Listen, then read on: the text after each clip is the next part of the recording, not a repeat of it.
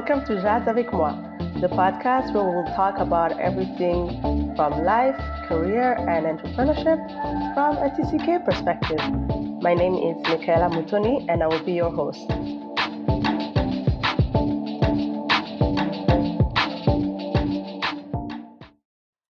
Last week, in part one of our conversation with Gisele, she talked about how she got introduced to the world of technology and hackathons.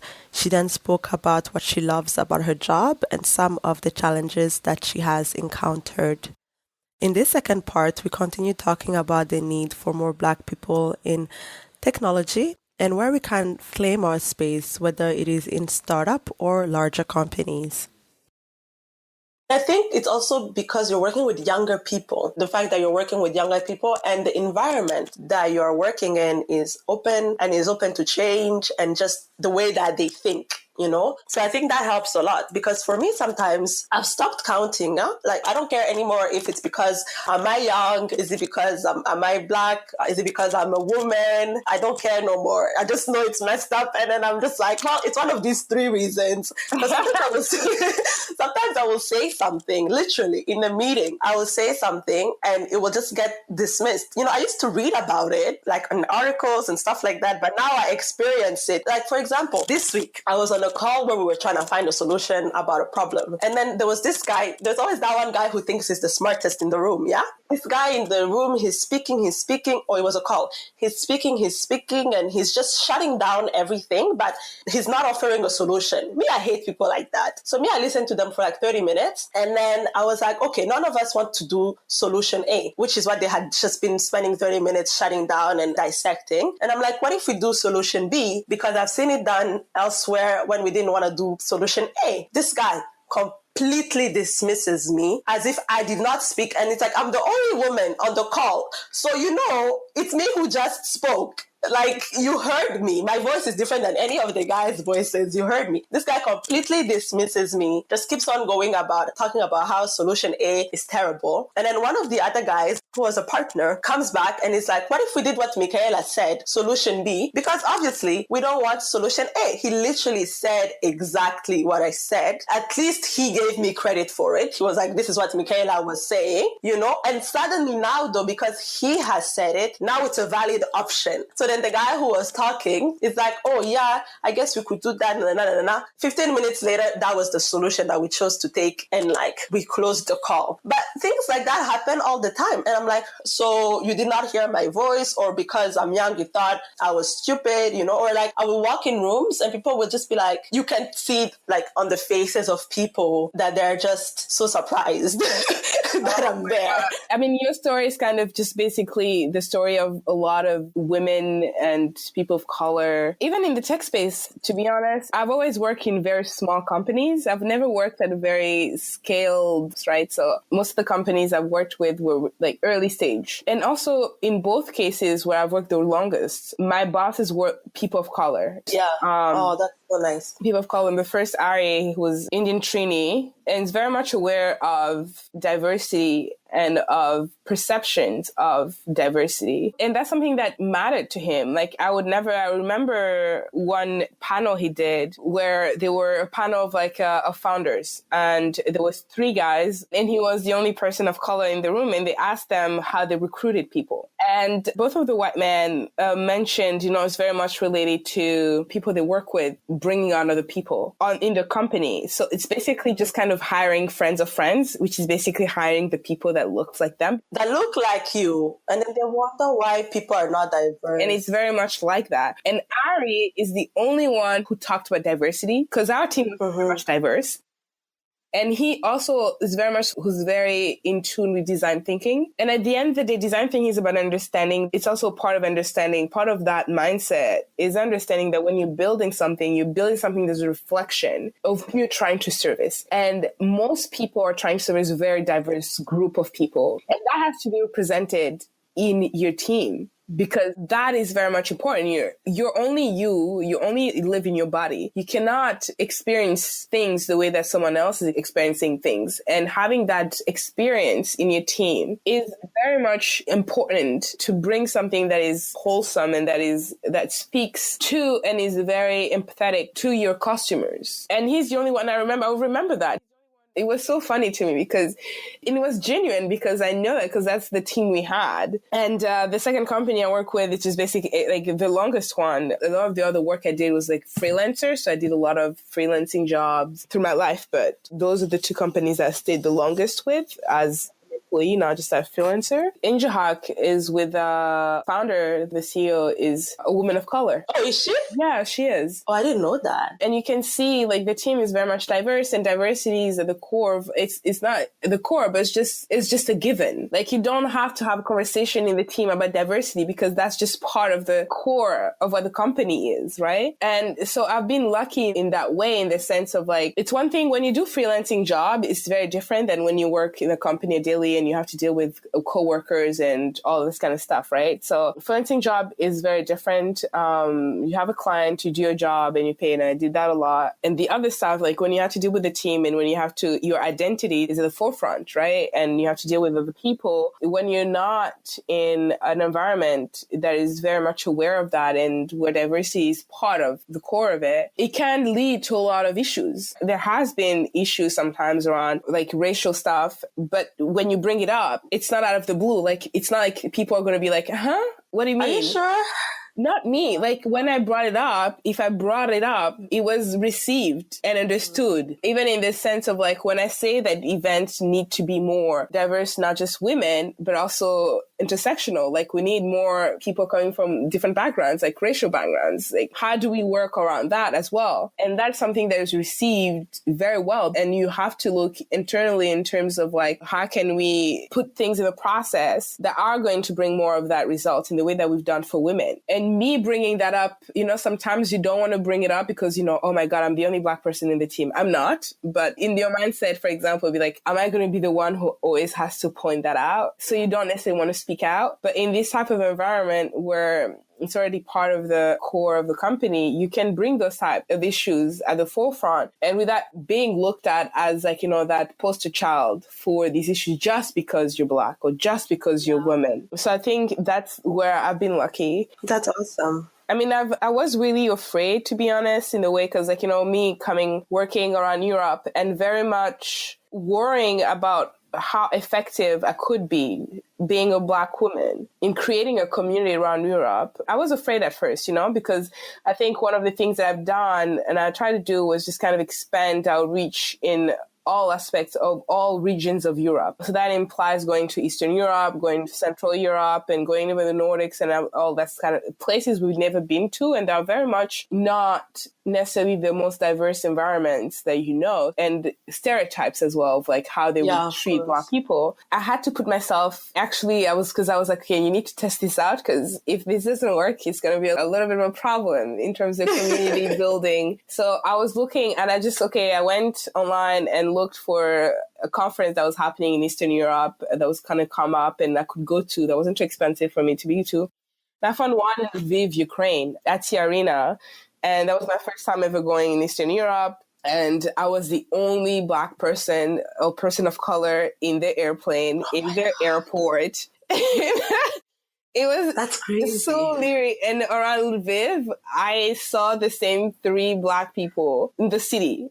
Those are the only people I ever saw. And when I was at the conference, I was the only Black person, not that many other people of color. And it's kind of eerie at first, to be honest, because you're like, it's like, who? Okay. And, but that conference actually opened up the whole of Europe to me. That's awesome. Ultimately, because I made the best connections I've ever made. Like I met friends there who opened up the European tech ecosystem to me in the sense of opening up groups where I was able to meet a lot of other speakers who are coming from all parts of Europe and also the United States. In that way, just kind of open up a lot of other opportunities around Europe. And I just kind of find in love actually with Ukraine. I mean, the tech ecosystem, the startup ecosystem, I don't know if that's the same everywhere. I don't know if I would have had the same experience in the whole of Ukraine. When it comes to the tech startup ecosystem, it was an amazing experience to me. And I met amazing friends who remains friends to this day. So it just kind of made my perception of the work I could do in the whole of Europe so much better, you know? Also, that was a decision I made, right? I could have stayed with my preconceived idea of what it could be and not put myself in this kind of situation where I would be confronted with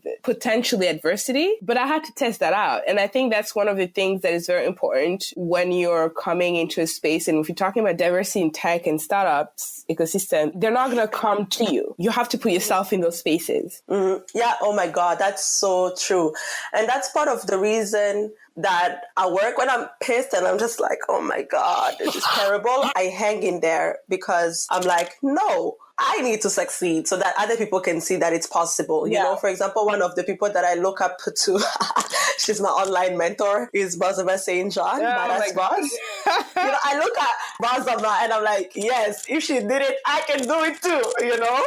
And just to be like, no, I am here. I am smart. I am relevant. Y'all are going to sit down and listen to me, you know? But it's like you said, the onus is on us to be in the space and to put yourself in the space because they're not going to think of you. And I think the difference that you said that you had in the two companies is that your two founders were people of color. So for them, this is part of their normal life. It's part of their discussion. So it's very real and it's very relevant. It's not a new concept that they're trying to learn and embrace at an old age. You know, it's just a way of living. And then there's the other school of thought as well that's like, oh, well, let's go create our own things. Yeah, sure, you can go create your own thing. But then these institutions and these organisms are still going to exist. So there are a few of us that still need to succeed in this because otherwise the world is not going to change at all, you know? Yeah, I think this concept, you know, this whole aspect of like, let's go and create our own things is important, but it can also be a double-edged sword because they're needed. Like you need spaces because as I mentioned before, they're not going to give that to you. So you have to create those spaces. I look at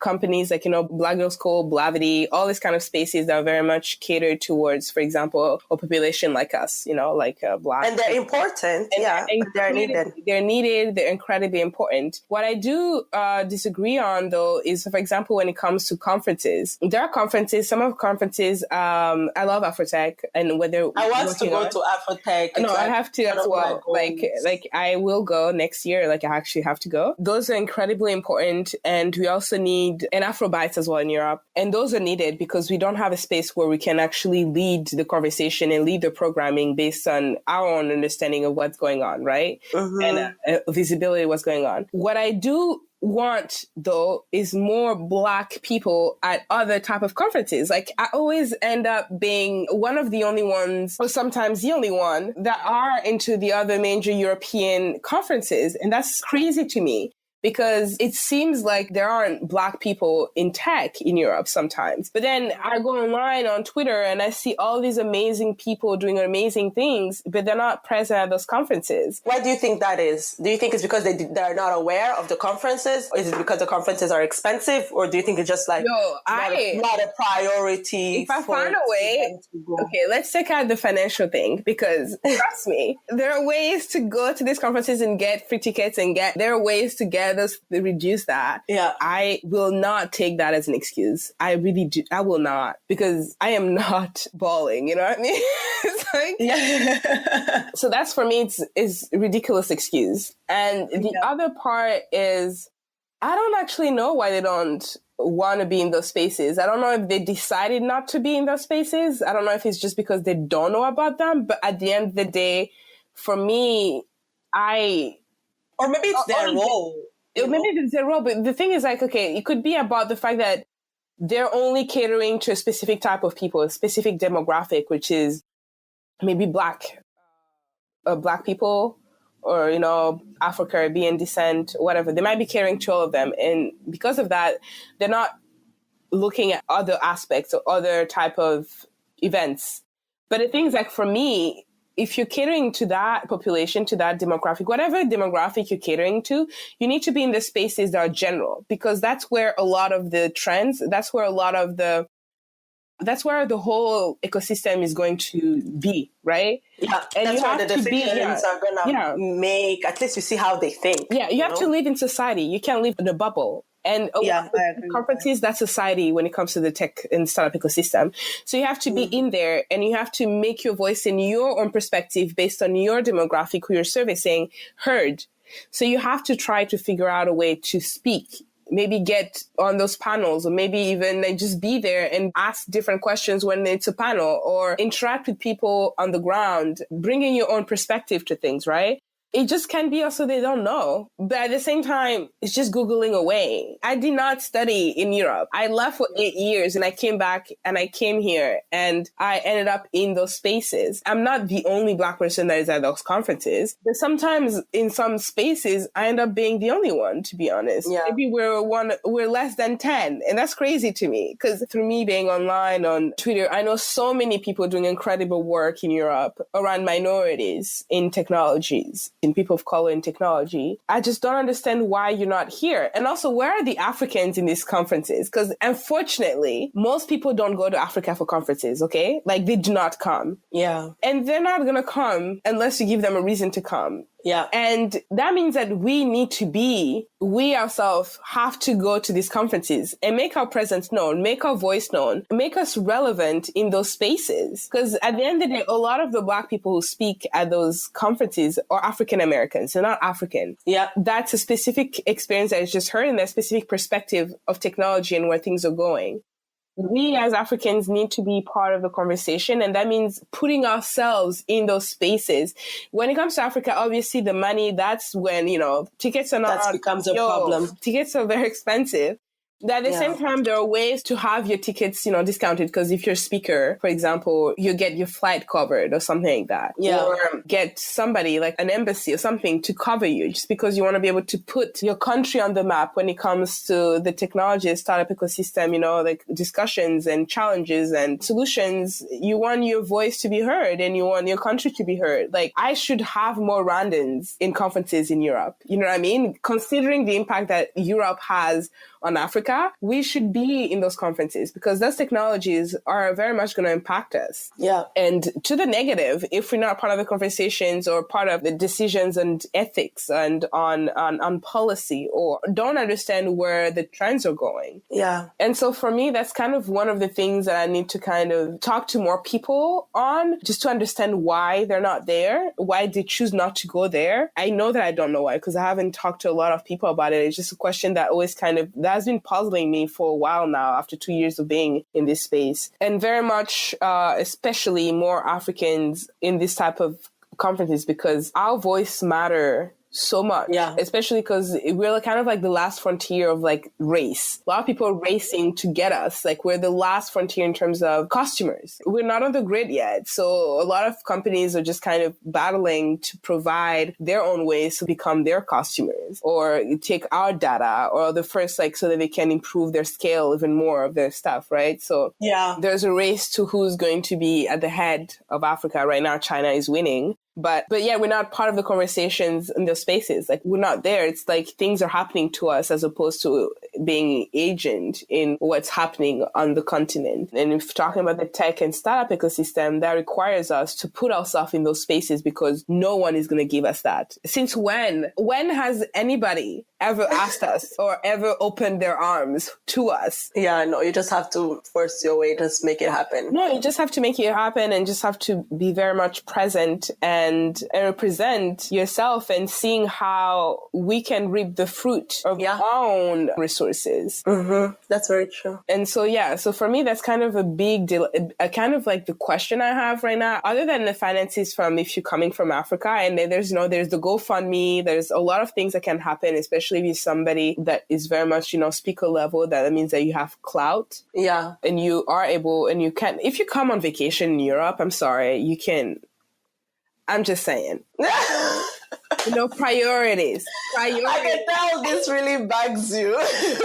Priorities. I'm just saying, you know what I mean? It's like, if you come on vacation in Europe, choose a time where the conference is happening. And that's true, actually. Do you think? You could time it. But I think like you said, it might be a lack of awareness. I honestly would not be surprised if it was just a lack of awareness, but also maybe not understanding the value in it and understanding why the urgency or of why they should attend or of why they should go. And then if you add the financial aspect, then it's like, well, there is no point to this, But I think that's a good question to take away. Like, I'm curious now that you've actually brought it up.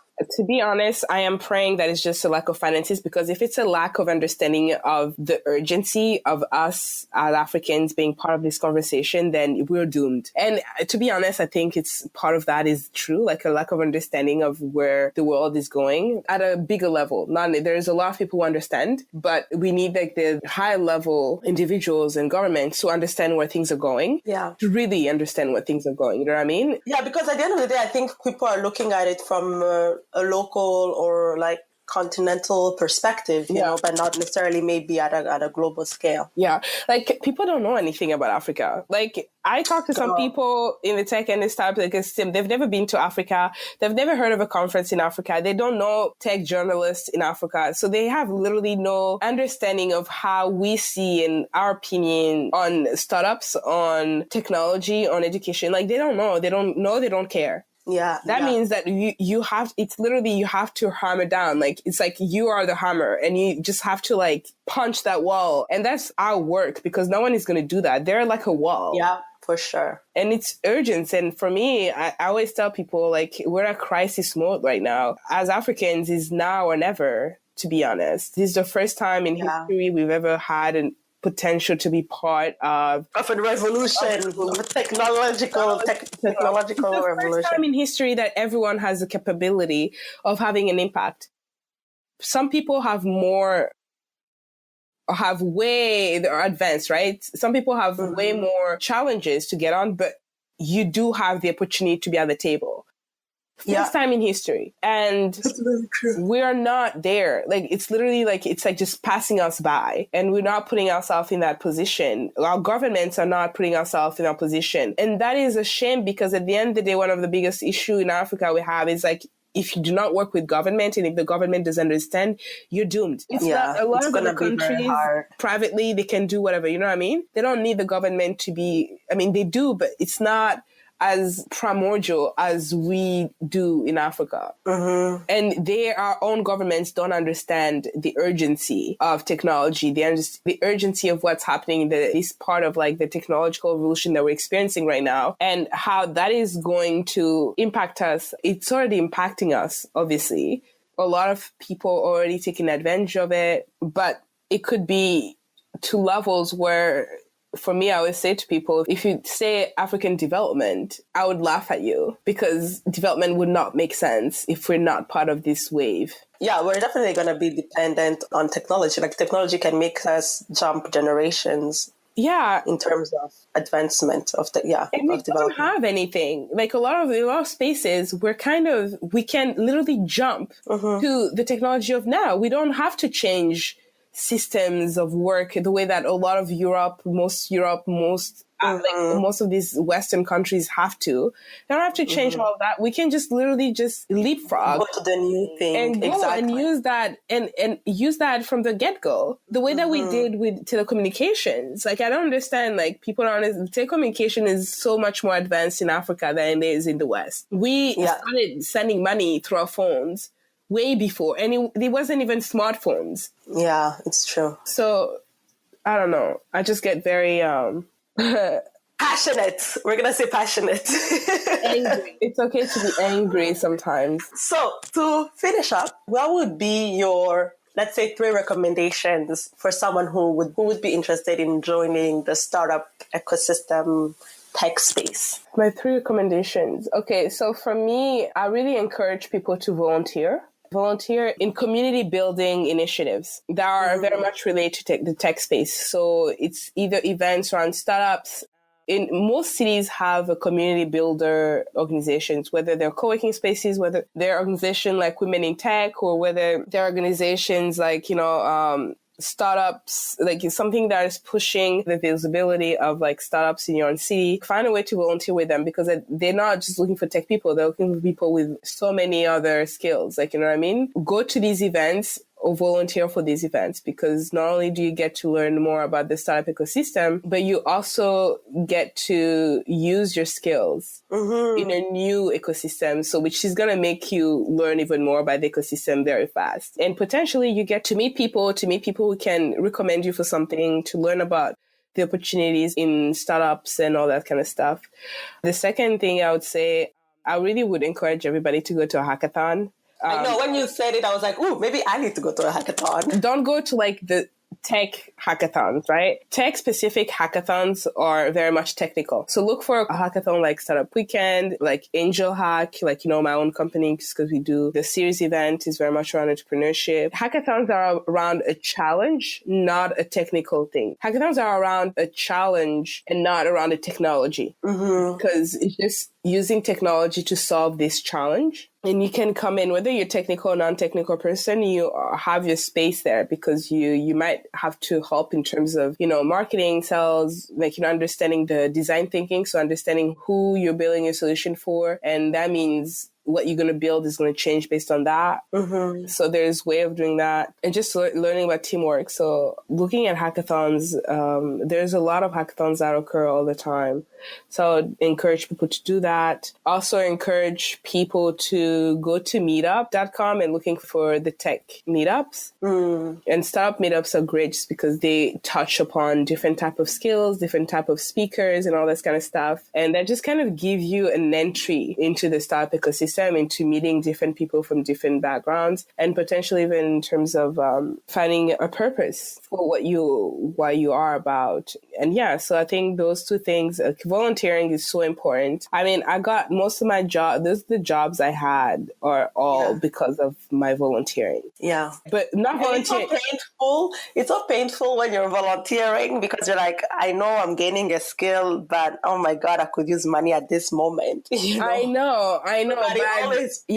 But volunteering not anywhere, like volunteering because that's something that is a space that you want to be in, and that's something that's going to bring you to another level. And not volunteering your whole life. Like, don't make it a job to volunteer. But as an entry into the ecosystem, I think that is something that is so valuable. Volunteering, hackathons, meetups, those are great spaces to start. To expose yourself to the ecosystem and just meet like-minded people, ask questions. Those are spaces that are very open to questions, open to new people, and where I've learned a lot, and I've met a lot of people. That's awesome. Those are good advice. I think I'm going to look up one hackathon in the new year for sure, and then check it out and see. Because when you said that it changed the way, that it was one of those experiences that changed the way that you think, not only at the world, but at what you're capable of doing, I was like, wow, that's an impactful 2 days. Yeah, because most people think when I go, they need X amount of money to be able to start something. They need X amount of months and years to be truly good at something and to be able to build something. Whereas a hackathon teaches you you can build something in 24 hours by working and collaborating with other people who have other skills and bring to life a prototype. And that prototype is what you're going to be using to be able to maybe get people who are more experienced to come on board for your idea. You might have an idea, you don't have the skills for everything. Even if you're not a technical person and there's a challenge and you have had an idea for a long time, but you think that you need to become more technical. So you want to be able to learn how to code before going. No, don't do that. Go to a hackathon, try your idea, pitch your idea and see if people are going to want to work on you and try to see what prototype comes out of that. Because sometimes the way you've been looking at how to build it might not be the right way. You might learn a lot from someone else about, we could do it that way as opposed to that. So just don't leave it into your brain. Just go into action. And hackathons teach you how with no money and with just time and crunch time, you can build something that actually works, because all of the prototypes that are built work. Yeah.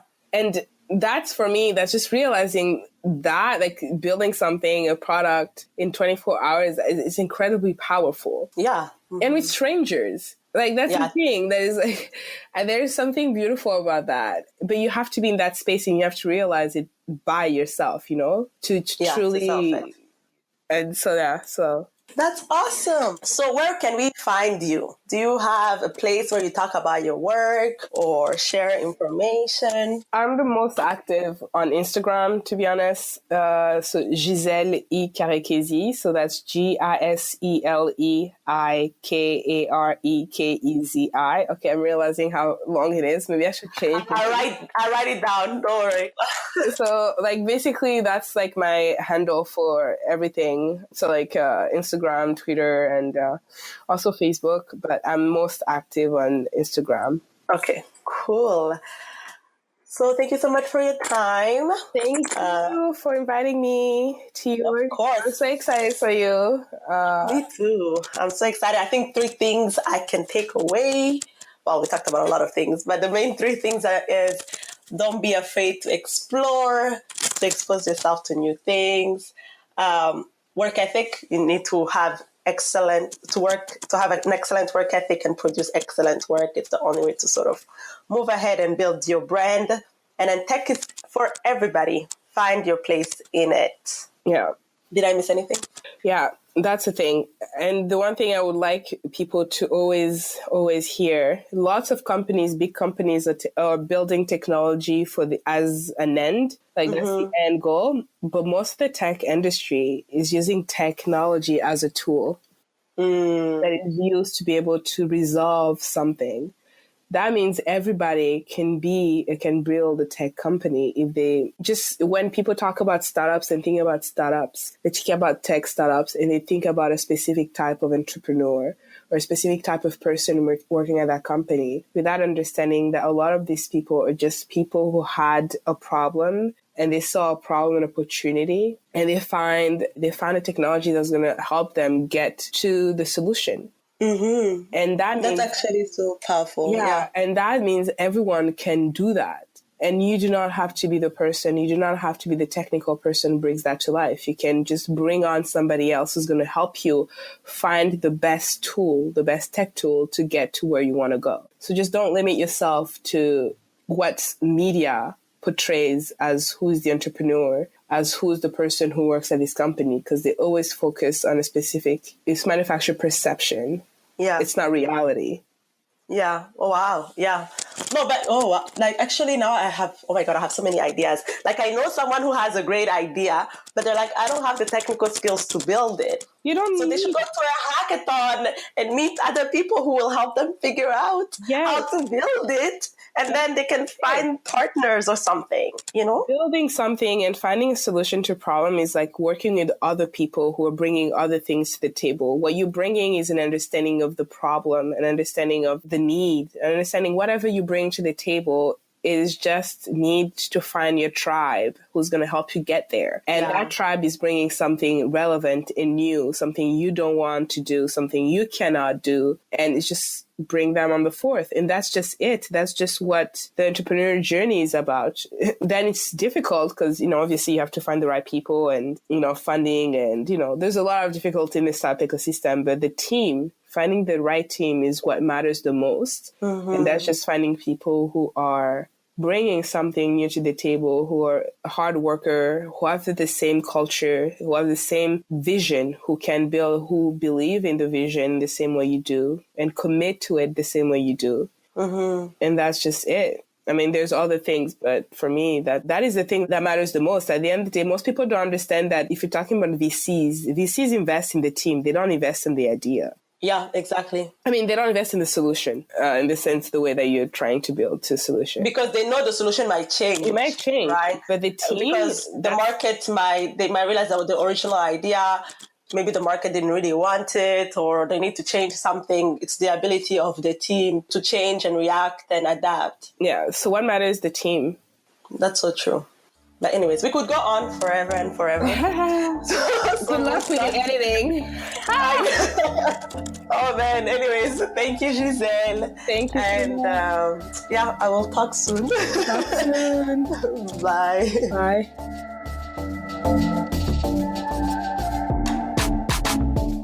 What did you think of the conversation that you just heard?